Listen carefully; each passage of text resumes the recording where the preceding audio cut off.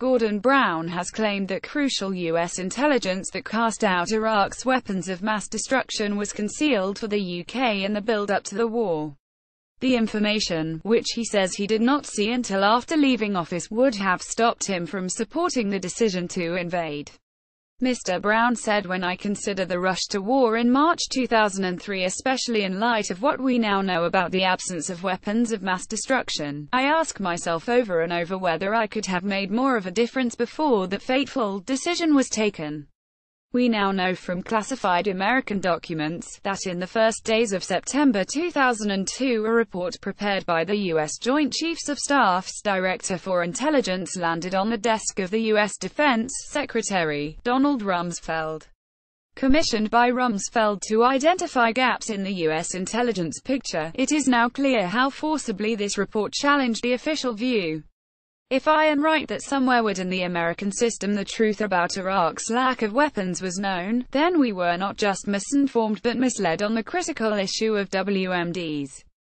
Given that Iraq had no usable chemical, biological or nuclear weapons that it could deploy and was not about to attack the coalition, then two tests of a just war were not met. War could not be justified as a last resort, and invasion cannot now be seen as a proportionate response. The claims appear in Mr. Brown's memoir My Life, Our Times, published on Tuesday. He says the U.S. Department of Defense document claimed the assessment of Saddam's capability relied heavily on analytic assumptions rather than hard evidence, and even refuted the country's capability to create weapons of mass destruction. He added, "I was told they knew where the weapons were housed. I remember thinking at the time that it was almost as if they could give me the street name and number where they were located. It is astonishing that none of us in the British government ever saw this American report."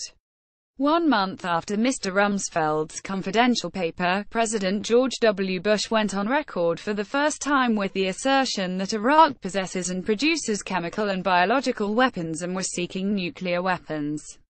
Last year, Sir John Chilcott's 12-volume report into the war concluded that the intelligence reports that led then Prime Minister Tony Blair to take the country to war had not established beyond doubt that they existed. It also concluded Mr. Blair was so convinced of the presence of the non-existent WMDs that he sent British troops into Iraq when diplomacy might still have resolved the crisis. But the secret intelligence reports he had been shown did not justify his certainty, so John concluded.